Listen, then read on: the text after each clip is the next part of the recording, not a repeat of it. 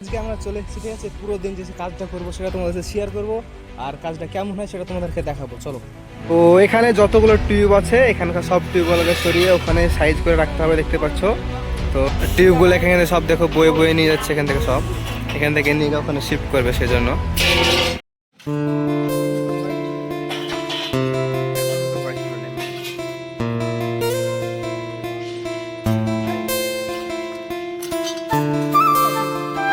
শরীর চলছে না।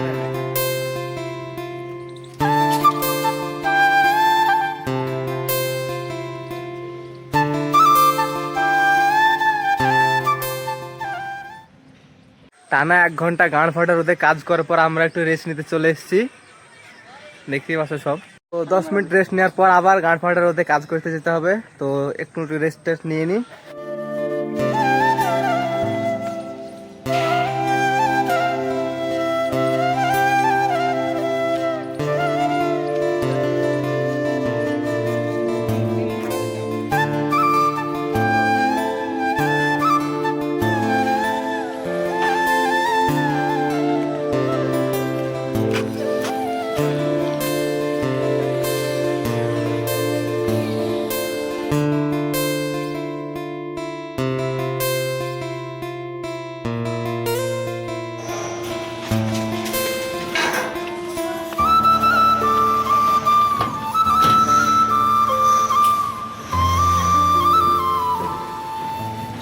থেকে কাজ করতে করতে দেখতে পাচ্ছ লাঞ্চের সময় হয়ে গেছে, তো সবাই মিলে এখন খেতে চলে যাবো।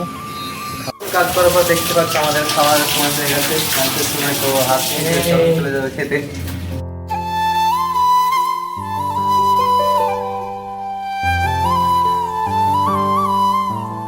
তো খাওয়া দাওয়া শেষ হয়ে গেছে আমাদের, তো এখন বিল্ডিং এ যাচ্ছি।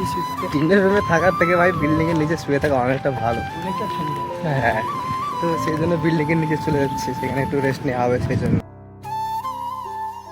পাইপগুলোকে নিয়ে সেখানে কাটিং হচ্ছে, দেখতেই পাচ্ছ সব।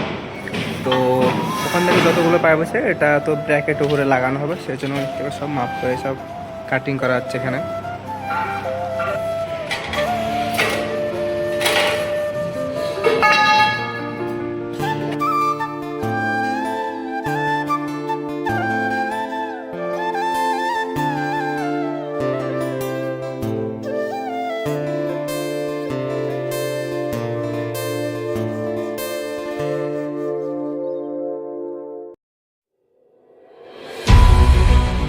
তো প্রচুর গরম পড়ছে দেখতে পাচ্ছ, তো কাজের ফাঁকে ফাঁকে একটু আধটু দম নেওয়াটা দরকার, কেননা বাইরে দেখতে পাচ্ছ অনেক অনেক রোদ পড়ছে। আমাদের মিস্ত্রি এখানে কাজও করছে, দেখতে পাচ্ছি আমরা। তো আর মাত্র 1 ঘন্টা বাকি আছে, তাহলে আমাদের আজকের ডিউটি শেষ। তো এখন বাজে 5টা প্রায়, মানে 5:30টার মতো বাজছে, ঠিক আছে। তারপরে রোদ দেখতে পাচ্ছ পুরো একদম, কি বলবো, টানা রোদের মতো আমাদের।